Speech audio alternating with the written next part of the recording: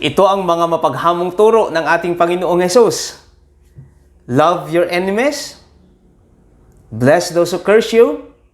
Pray for those who mistreat you. If someone slaps you on one cheek, let him slap also the other. If someone asks you for something, give it for him. Yan lamang yung mga turo ng ating Panginoong Hesus na nagsisilbing hamon para sa atin, sa ating pang-araw-araw na buhay bilang mga tagasunod ng ating Panginoong Hesus. Kung kaya't, samahan mo ako kapatid sa isang refleksyon tungkol sa Ebanghelyo ng ating Panginoong Hesus ayon sa sulat ni Dr. Lucas sa ika-6 na kabanata talatang ika-27 hanggang ika-38.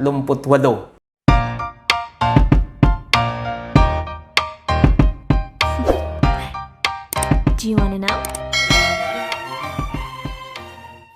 Following on from our gospel lesson last Sunday, Jesus' instruction remains a revolutionary teaching that redefines mundane definition of blessedness and wellness. Kinagasat kan kinadaksang gasat da Timothy insuro ya puteng Hesus Kristo wenno nangagan dagiti nagdingeg ti panursuro ni Apo Jesus.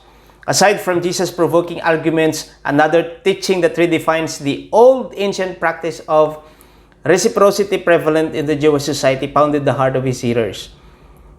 Kung ba naman na makakarinig ng ganong mga mensahe mula sa ating Panginoong Hesus, it dismantles the give-and-take relational image of human relationships in order to commence a community and relationship that does neither promote self-interest at the expense of the welfare or good of others, nor ethical maxims that require determination of right and wrong depending upon the intentions of action. So instead of establishing a culture of reciprocity that is defined by give and take practice on a positive perspective, or a lex talionis from an old Hebraic yet legalistic principle, Jesus set a pedagogical principle that surpasses what has already been limited by an action based upon conventional legality.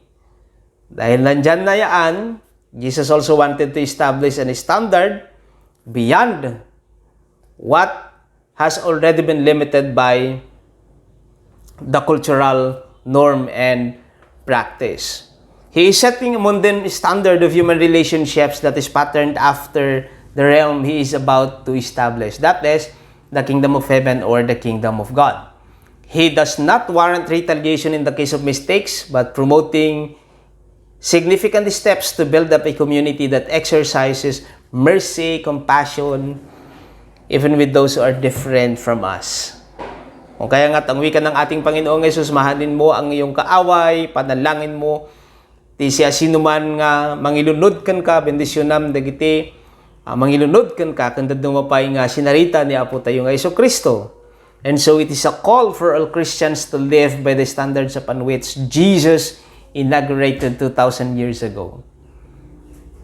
Cognizant of the prevailing culture of reciprocity, that is loving those who love you, blessing those who bless you, sharing with those whom you are benefited in return, and many others, and many other teachings that are prevalent during the time of Jesus.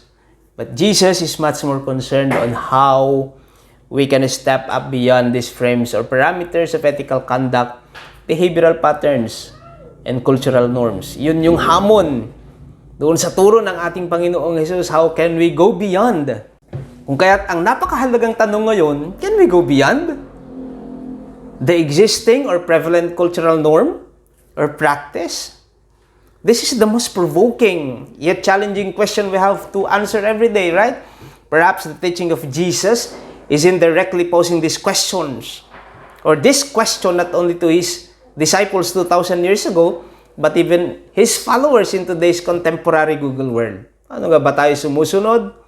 Nakakasunod din ba tayo sa turo ng ating Panginoong Hesus, especially this most challenging, provoking, striking teaching coming from Jesus? It might be an ancient teaching, but its effect remains essential.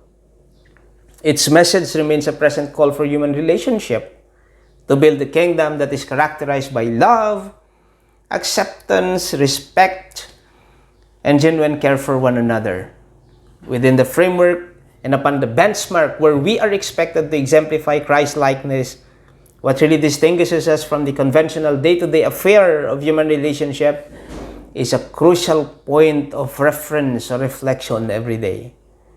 Paano ba tayo sumusunod? Paano ba tayo tumatalima doon sa mga turo ng ating Panginoong Hesus? Maging sa mga turo na bumabagabag sa ating mga puso.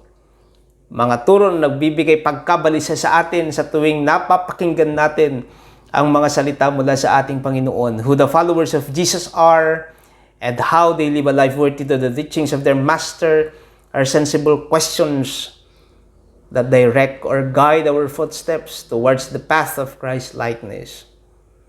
Beyond the mundane standards set by legal principles, how can we live within and beyond these principles? Right? Paano nga ba? Sumusunod din ba tayo sa turo ng ating Panginoong Hesus?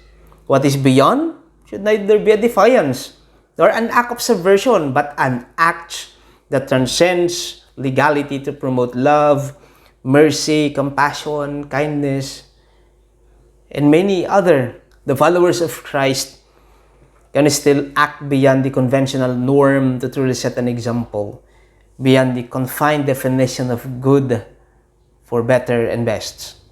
We might not be perfect in many or in all aspects of life, and that is a real thing, right? But we can set an example to live beyond what is required of us from a confined definition of our personality or even our identity. If Christ went beyond the conventional pattern of human relationship, that is, loving those who love you, blessing those who bless you, sharing with those whom you are benefited in return, and many other circumstances, but his followers of Jesus remain optimistic of this act of going beyond for the sake of Christ and His gospel. It is not just about the pattern, it's not just about the standard set by this world, but we can still transcend beyond the pattern in order to inaugurate a community that is filled with love, that is filled with compassion, filled with kindness, mercy, peace, even in the midst of our differences. Okay, napakahalaga ng turo ng ating Panginoong Hesus, ngunit nagbibigay ng malaking hamon para sa atin kung paano nga ba natin isasabuhay ang mga turo ng ating Panginoong Hesus. And that is always be a challenge for all of us. And may we be challenged by the message of Jesus in Luke chapter 6, verse 27 to verse 38. Muli, isang mapagpalang araw sa iyo kapatid. Pagpalain ka nawa ng ating Panginoon.